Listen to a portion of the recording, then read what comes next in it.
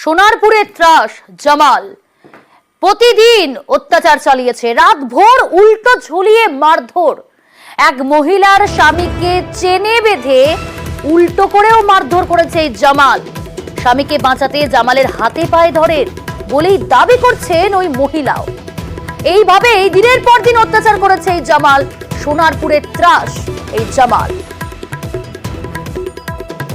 আমাদের সঙ্গে রয়েছে প্রতিনিধি অর্পণ। অর্পণ, এই জায়গা থেকে একটু বোঝার চেষ্টা করব, এই যে বিরাট অট্টালিকা, তার যে এত প্রভাব প্রতিপত্তি বৈভব, প্রথম টাকার উৎস কোথায়, কিভাবে, আর দুই তার এই প্রভাব বৃদ্ধিটা কিভাবে, কাদের কাদের মদত রয়েছে? দেখো, প্রথমে বলি, এই জামাল সর্দার তিনি এলাকায় মুহুরির কাজ করতেন। প্রথমে মুহুরির কাজ করলে থানার অফিসারদের সঙ্গে তার একটা যোগাযোগ ছিল। তারপরে সে জমির দালালি শুরু করেন, সেই সূত্রে বিএলআরওর সঙ্গে তার যোগাযোগ শুরু হয়। পরবর্তীকালে বিভিন্ন অভিযোগ জানানোর জন্য সে এই মুহুরির কাজ করতে গিয়ে লেখালেখির কাজ শুরু করেন এবং তখনই বারুইপুর কোর্টের সঙ্গেও তার একটা যোগাযোগ স্থাপন হয়। এরপরেই ধীরে ধীরে এলাকার মানুষের সমস্যা জানাতে জামালের কাছে আসতে শুরু করে, আর তারপরেই খুব কাছাকাছি চলে যান যেমন আধিকারিকদের, তেমনই রাজনৈতিক ছত্রছায়ার মধ্যে সে ঢুকে পড়েন। সিপিএম তৃণমূল কংগ্রেসের কর্মী হিসেবে তিনি পরিচয় দিয়েছেন। এলাকায় তৃণমূল কংগ্রেসের বিভিন্ন অনুষ্ঠানে তিনি গিয়েছেন বলে তিনি দাবি করছেন এবং এই যে প্রভাব বিস্তার করতে করতে তার এমন একটা সময় আসে, বলা যেতে পারে যে এলাকার মানুষের একমাত্র পরিত্রাণের নাম হয়ে ওঠে এই জামাল। এই সুযোগকেই কাজে লাগিয়ে এলাকার যে জমি, বিভিন্নভাবে জমি বিক্রি, এবং এলাকার মানুষজন অভিযোগ করছেন 3 কাঠা জমি বিক্রি করলে জামাল জোর করে লিখে নিত 10 কাঠা, অর্থাৎ এই যে 7 কাঠা জমির টাকা, এই যে বিপুল পরিমাণে মাটি বিক্রি এবং তার সঙ্গে সালিশি সভায় ডেকে আনা, তাদের কাছ থেকে সালিশি করে দেওয়ার জন্য টাকা, এই সব মিলিয়ে জামাল আর্থিক দিক থেকে অনেকটাই প্রতিপত্তি তার বাড়ে এবং তার এই টাকাতেই এই বিলাসবহুল জীবনযাপন করা শুরু করে। সহযোগিতা, সাহায্য, জুটতো মার, অত্যাচার, এই হচ্ছে পরিস্থিতি আর এই হচ্ছে জামাল। বেশ, অনেক ধন্যবাদ অর্পণ। নির্যাতিতা মহিলা কি বলছেন, তিনি শাস্তির দাবি তুলেছেন, শুনুন। না, কোনো রাজনীতি বিষয় না, এটা আমাদের পারিবারিক ব্যাপারের বিষয়। এটা আমার ছেলের সাথে মানে এর গন্ডগোল হয়েছিল বলে আমরা এই নিয়ে জামালকে বলেছিলাম, জামাল আমাদের অতিরিক্তভাবে মারধর করে, আমরা চাইছি জামাল শাস্তি পাক। আমি ওনাদেরকে জানিয়েছিলাম বলে এসছে। আচ্ছা, আমি ওনাদেরকে এই ব্যাপারে জানিয়েছিলাম যে যাতে আমি যেন কড়াকড়িভাবে ও একটা শাস্তি পায়, সেই হিসেবে আমি ওনাদেরকে জানিয়েছিলাম। ব্যাপার হলো আমাদের বাড়ি ব্যাপারে, আর জামাল অতিরিক্তভাবে আমার মারধর করেছে, থানা প্রশাসন কোনো নিচ্ছিল না বলে আমি সেই কারণে ওখানে জানিয়েছি। বিধায়ক লাভলি মৈত্রর কাছে তারা অভিযোগ জানিয়েছিলেন। লাভলি মৈত্র জামালের গ্রেফতারির আশ্বাস দিয়েছেন, শুনুন কি বললেন তিনি। এই ঘটনা যে ঘটিয়েছে তার শাস্তি আমরা সবাই চাই এবং প্রশাসন যথাযথ ব্যবস্থা নিচ্ছে। এটা ওনাদের পারিবারিক একটা সমস্যা এবং সেই পারিবারিক সমস্যার সমাধানের জন্য এই জামাল বলে যে ব্যক্তি আছে, যার বিরুদ্ধে অভিযোগ আছে, তার কাছে উনি গেছিলেন। সেই জায়গায় উনি অভিযোগ করেছেন যে জামাল সর্দার ওনার ওপর অত্যাচার করেছে এবং মূল অভিযুক্ত যিনি আছেন জামাল সর্দার, তাকে যত তাড়াতাড়ি সম্ভব প্রশাসন তাকেও গ্রেপ্তার করবে। এর সঙ্গে তৃণমূল কংগ্রেসের বা রাজনৈতিকভাবে কোনো সম্পর্ক নেই। এরপরই বিধায়ককে নালিশের পর থানায় অভিযোগ দায় নির্যাতিতার। বারুইপুর থানায় অভিযোগ জানিয়েছে নির্যাতিতা। আমাকে আটকে দিয়েছিল, আটকে দেওয়ার পরে আমার মারধর করেছে, শেকল দিয়ে বেঁধে ফিরেছিল, আমার গায়ে হাত দেওয়ার চেষ্টা করেছিল, আমার স্বামীকে ধরে নিয়ে গেছিল, মারধর করেছিল, ছেড়ে দেওয়ার জন্য আমার কাছে টাকা নিয়েছিল। সেই মতে আমি থানাতে এসেছি আজকে। হ্যাঁ, অভিযোগ করেছি। মোহরে জামাল বিচারক, জমি দখল থেকে পারিবারিক বিবাদের মীমাংসা। সোনারপুরের জামালের বাড়ি যেন বিচারালয়। সোনারপুরে নির্যাতনে এখনো অধরা জামাল সর্দার। পুলিশের জালে মজিদ ও অরবিন্দ নামের 2 জন, তাদের 2 জনকেই গ্রেপ্তার করা হয়েছে, কিন্তু এখনো পর্যন্ত মূল অভিযুক্ত এই জামাল সর্দার ফেরার রয়েছে, পলাতক। তাকে এখনো আটক বা গ্রেপ্তার করতে পারেনি পুলিশ। সোনারপুরের এই জামাল ত্রাস মুহুরী জামাল, মুহুরী থেকে বিচারক, জমি দখল থেকে পারিবারিক বিবাদের মীমাংসা।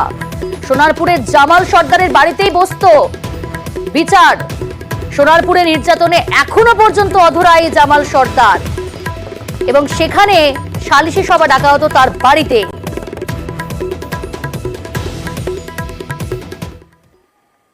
বাড়ি বাড়ি অশান্তি হলে কিছু হলে এসে গ্রামে একটা দাদা আছে, যে দাদা এরম অশান্তি হচ্ছে, একটু তুমি মীমাংসা করে দাও। ভালো মন্দ মীমাংসা সবার করে দিত, সেই অনুযায়ী তারা মিল করে দিত, চলে যেত। যে চাবুকের বাড়ি মেরেছে হেন তেন সব কিছু নাই, সব মিথ্যা অভিযোগ দিচ্ছে। ও পাড়ার লোকের কিছু কিছু লোকের, বিজেপির লোকেদের কথা শুনে ও সেই নানান কেসে ফাঁসিয়ে দিল জামালদাকে। আর তার সাথে সাথে যারা কাজ করে তাদেরও নাম দিয়ে দিল মিথ্যে করে।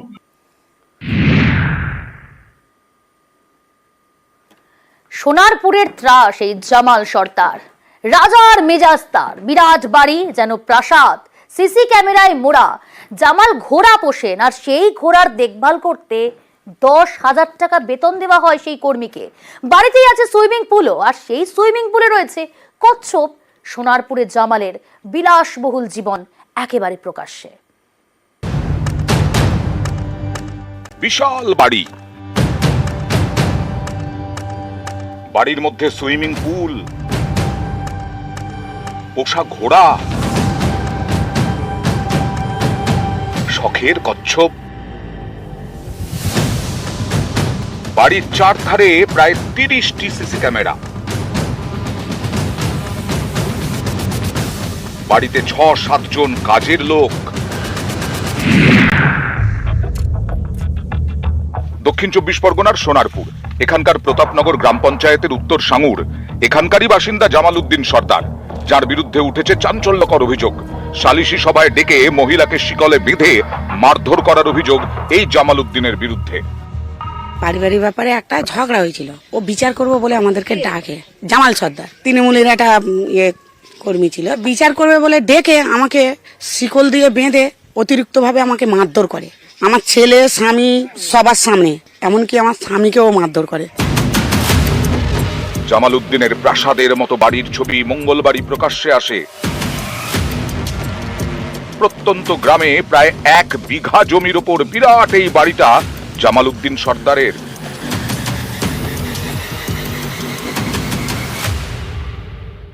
বাড়ির ভেতর প্রায় 500 মিটার লম্বা সুসজ্জিত লন। বাড়ির মধ্যে রয়েছে সুইমিং পুল, সেই সুইমিং পুলে আবার কচ্ছপ।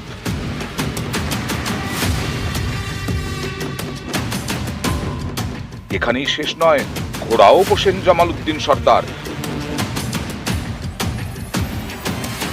ঘোড়া দেখভালের জন্য লোকও রেখেছেন জামাল উদ্দিন। তার বেতন মাসে 10,000 টাকা। কত টাকা মাইনেতে রেখেছে তোমাকে? আমাদের 10,000 টাকা। 10,000 টাকা মাস মাইনে? কজন কাজ করতে?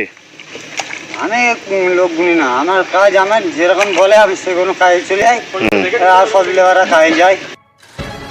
এছাড়াও জামালের বাড়িতে কাজের লোক আরো 6 জন। এদের প্রত্যেকেরই মাস মাইনে নাকি 10 থেকে 15,000 টাকা।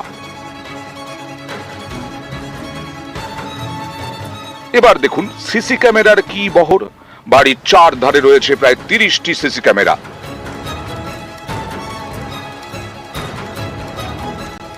কিন্তু এত কিছু হলো কিভাবে? কিভাবে এত বিশাল সম্পত্তি করলেন জামাল উদ্দিন? প্রাসাদ সমান বাড়ি, এই বাড়ির নিরাপত্তায় রাখা রয়েছে প্রায় 30টির ওপরে সিসি ক্যামেরা। এই যে বিলাসবহুল বাড়ি, এই বাড়ির রক্ষণাবেক্ষণে রয়েছে 7 জন কর্মচারী, প্রত্যেকেরই 10,000-এর উপরে বেতন। এই বিপুল টাকা আসে কোথা থেকে? একসময় মুহুরীর কাজ করতেন জামাল উদ্দিন। এই কাজের সুবাদে থানা ও ভূমি রাজস্ব দপ্তরে যাতায়াত শুরু। এরপর জমির দালালির কাজ শুরু করেন জামাল। ধীরে ধীরে বাড়তে থাকে প্রভাব প্রতিপত্তি। অভিযোগের পর গ্রামে বিচারকের ভূমিকা নিতে শুরু করেন জামাল। পারিবারিক বিবাদ থেকে জমি দখলের অভিযোগ, বিচার পেতে অনেকেই ছোটেন জামাল উদ্দিনের কাছে। স্থানীয়দের দাবি, মাসে প্রায় 6 থেকে 7টি সালিশি সভা বসে জামাল উদ্দিনের এই প্রাসাদে। অভিযোগ, বিচার পাইয়ে দেওয়ার নামে চলে অত্যাচার, তোলাবাজি। বাড়ি বাড়ি অশান্তি হলে কিছু হলে এসে গ্রামে একটা দাদা আছে, যে দাদা এরম অশান্তি হচ্ছে, একটু তুমি মীমাংসা করে দাও, ভালো মন্দ মীমাংসা সবার করে দিত, সেই অনুযায়ী তারা মিল করে দিত, চলে যেত। পঞ্চায়েতের নিয়ম না মেনেই এই বাড়ি তৈরি করা হয়েছে বলে অভিযোগ। সোনারপুর যে সোনারপুরে একসময় জমি আন্দোলন গোটা রাজ্যের মানুষকে পথ দেখিয়েছিল, সেই সোনারপুরে আজকে এই সমস্ত কুকীর্তি হচ্ছে ভাবনা চিন্তার বাইরে এবং ডাইরেক্ট ভদ্রলোক তৃণমূল কংগ্রেসের নেতা। সালিশি সভায় মহিলাকে শিকল বেঁধে মারের অভিযোগ, তারপর থেকেই বেপাত্তা সোনারপুরের জামাল সর্দার। প্রকাশ্যে এসেছে জামালের অত্যাচারের আরো অভিযোগ। গ্রামের আরেক মহিলার দাবি, তার স্বামীকে চেন দিয়ে বেঁধে মারধর করা হয়েছে, সারা রাত উল্টো করে ঝুলিয়ে মারা হয়েছে। মহিলার দাবি, স্বামীকে বাঁচাতে তিনি জামালের হাতে পায়ে ধরেন। অভিযোগ, তখন উল্টে মহিলাকেই মারধর করা হয়। জামাল আমাদের অতিরিক্তভাবে মারধর করে। আমরা চাইছি জামাল শাস্তি পাক। আমি ওনাদেরকে জানিয়েছিলাম বলে এসছে। রুবিজান বিবির দাবি, সোনারপুরের বিধায়ককে তিনি এ বিষয়ে জানিয়েছেন, জামাল উদ্দিনের নামে নালিশ করেছেন। এই ঘটনা যে ঘটিয়েছে তার শাস্তি আমরা সবাই চাই এবং প্রশাসন যথাযথ ব্যবস্থা নিচ্ছে। মূল অভিযুক্ত যিনি আছেন জামাল সর্দার, তাকে যত তাড়াতাড়ি সম্ভব প্রশাসন তাকেও গ্রেপ্তার করবে। এর সঙ্গে তৃণমূল কংগ্রেসের বা রাজনৈতিকভাবে কোনো সম্পর্ক নেই। সালিশি সভা থেকেও মোটা অঙ্কের টাকা নিতেন, আর সেই টাকাতেই তার এই বিলাসবহুল জীবনযাপন করা। সোনারপুর থেকে অর্পণ মণ্ডল, নিউজ 18 বাংলা। একটা গোটা গ্রাম পুরোপুরি অন্ধকার। স্বাধীনতার পর থেকে এখনো পর্যন্ত আলো জ্বলেনি সেই গ্রামে। ৭৬ বছর ধরে বিদ্যুৎহীন গোটা গ্রাম। ছবিটা দেখছেন আপনারা, দেখুন মোমবাতি জ্বালিয়ে, লম্ফ জ্বালিয়ে সেখানে পড়াশোনা করে ছোট ছোট খুদে পড়ুয়া যারা, তারা। শুধু তাই নয়, সেখানে সূর্যাস্তের পর অন্ধকারে ডুবে যায় গোটা গ্রাম। বেশি দূর নয়, বারাসাত থেকে মাত্র ২০ কিলোমিটার গেলেই এই বেড়াচাপা সর্দার পাড়া। সেখানে ২০টা পরিবারের বসবাস। সন্ধে হলেই মোমের আলোয় চলে পড়াশোনা।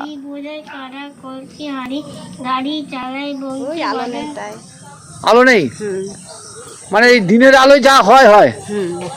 কারেন্টের জন্য আবেদন করেছেন? এখানে কত ঘর কারেন্ট নেই? ২০ ঘর। কিভাবে আছেন? ওই লম্ফরের আলো। এখন তো রেশনে কেরোসিন দেয় না, কি করে পান? ওই কিনে আনতে হয় বেশি দামে। হ্যাঁ, জামাইরা আসতে চায় না, কারেন্ট নেই বলে গরমে থাকতে পারে না। এটা খুব কষ্ট তো, আপনারও তো কষ্ট হয়। তাহলে কষ্ট হয়, কি করবো আর। মেয়ে তাহলে আসবে কি এরপরে? আর আসবে না তো? না, আসতে চায় না তো, আর আসবে কি? একটু কারেন্ট হলে ভালো হয় আমাদের। উত্তর ২৪ পরগনা জেলা পরিষদের অপ্রচলিত শক্তি স্থায়ী সমিতি কর্মাধ্যক্ষ তিনি বলছেন যে সেখানে জমি জটের কারণে এই পরিস্থিতি। সভাপতি তিনি বলছেন যে ১ সপ্তাহের মধ্যেই সেখানে বিদ্যুৎ পৌঁছে যাবে, আশ্বাস দিয়েছেন। শুনুন। বারাসাত ডিভিশনাল ম্যানেজার, ওনাকে আমি জানতে চাইলাম যে বেড়াচাপা ১ নম্বর অঞ্চলের মির্জানগর গ্রামের দক্ষিণ পাড়া, যেটা উনি বলতে চাইলেন ১২টি ফ্যামিলিতে ইলেকট্রিক যায়নি, এটা ঠিক, কিন্তু ওখানে একটা জমির জটলা আছে যেখান থেকে ইলেকট্রিক পোলগুলো বসবে। ওখানে নির্দিষ্ট, যেটা জানলাম, নির্দিষ্ট কোনো রাস্তা নেই। রাস্তা হলে আমরা তাহলে সেই রাস্তায় পোল বসিয়ে তাদের বাড়িতে মিটারের সংযোগ করার ব্যবস্থা করতে পারতাম। আমাকে জানানো হলো, আশা করছি আমি আজ থেকেই এটা মাথায় নিয়ে কীভাবে তাদের বাড়িতে বিদ্যুৎ পৌঁছতে পারবো সে ব্যবস্থা নেব। WBSCDCL এর যিনি চিফ ইঞ্জিনিয়ার আছেন মিস্টার পার্থপ্রতিম দত্ত, এবং যিনি সিদ্ধেশ্বরবাবু আমাদের এখন রিজিওনাল ম্যানেজার আছেন SCDCL এর, তাকেও আমি বিষয়টা পাঠাই। আগামীকাল তার একটা বড় টিম দেগঙ্গা ব্লকের বেড়াচাপার ওই গ্রাম পঞ্চায়েতে যাবে, ওই গ্রামে যাবে, গিয়ে ভিজিট করবে। আশা করছি যে আগামী 7 দিনের মধ্যে এই সমস্যার সমাধান করা সম্ভব। স্বাস্থ্যকেন্দ্রে ডাক্তার নেই, রোগী দেখেন নার্স অথবা ফার্মাসিস্ট, ওষুধ দেন তারাই। দিনহাটার ওকরাবাড়ি স্বাস্থ্যকেন্দ্রের স্বাস্থ্যটাই এতটা খারাপ।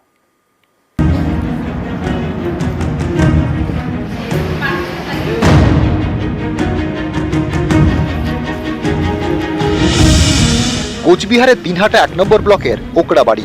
এখানে রয়েছে ওকরাবাড়ি স্বাস্থ্যকেন্দ্র। নেই কোনো ডাক্তার, রোগী দেখেন নার্স অথবা ফার্মাসিস্ট। কি জন্য এসেছিলেন আর কি? ওই যে আমার ছেলের জ্বর ওই জন্য এসেছি। ডাক্তার ছিল? ডাক্তার নেই, এমনি ওই যে সিস্টাররা আছে না, হ্যাঁ, ওনারা দিতেছে। স্বাস্থ্যকেন্দ্রে 2 জন নার্স, 1 জন ফার্মাসিস্ট। অভিযোগ তাঁরাই রোগী দেখেন, ওষুধও দেন, কারণ 4 বছরেরও বেশি সময় ধরে এখানে নাকি ডাক্তারই বসেন না। অথচ ওকরাবাড়ি, গীতালদহ 1-2 গ্রাম পঞ্চায়েত এলাকার বাসিন্দাদের বড় ভরসা এই স্বাস্থ্যকেন্দ্র। স্থানীয়দের অভিযোগ এখান থেকে শুধু জ্বর সর্দির ওষুধ মেলে, বড় কিছু হলে যেতে হয় দিনহাটা মহকুমা হাসপাতালে। ডাক্তার থাকলে সুবিধা হবে অনেক কিছু রোগের কতগুলো, যেমন মানে এগুলো ডাক্তার থাকলে অনেক সুবিধা হয় আমাদের। এখন জেনারেলি আমাদের যে চিকিৎসা ক্ষেত্রেটা ডাক্তার ছাড়া না একটু অসুবিধাই হয়। পরিষেবা তো এখন তো সার্জন টার্জন তো থাকে না, এইখানে তো হেলথের যারা থাকে আর কি, সিস্টার পিস্টার এরাই চালাইতেছে। আগে বেডও ছিল, এখানে ডায়রিয়া পেশেন্ট ছিল, এখন তো একটাও এখানে থাকে না, সব দিনে এরাই পাঠিয়ে দেয়। একসময় স্বাস্থ্যকেন্দ্রে ইনডোর পরিষেবা চালুর উদ্যোগ নেয় জেলা স্বাস্থ্য দপ্তর। লক্ষ লক্ষ টাকা খরচ করে বসানো হয় জেনারেটর। ইনডোর চালু হয়নি, জেনারেটরও পড়ে পড়ে নষ্ট হচ্ছে। এখানে ডাক্তারদের থাকার জন্য আবাসনও তৈরি হয়, সেগুলি এখন যেন ভুতুড়ে বাড়ি, চারিদিকে ঝোপ জঙ্গল।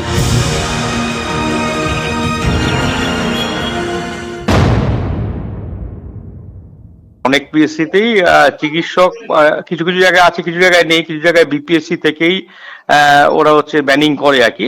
ঠিক আছে, আমরাও তো স্বাস্থ্য বলে জানিয়েছি, হ্যাঁ, তা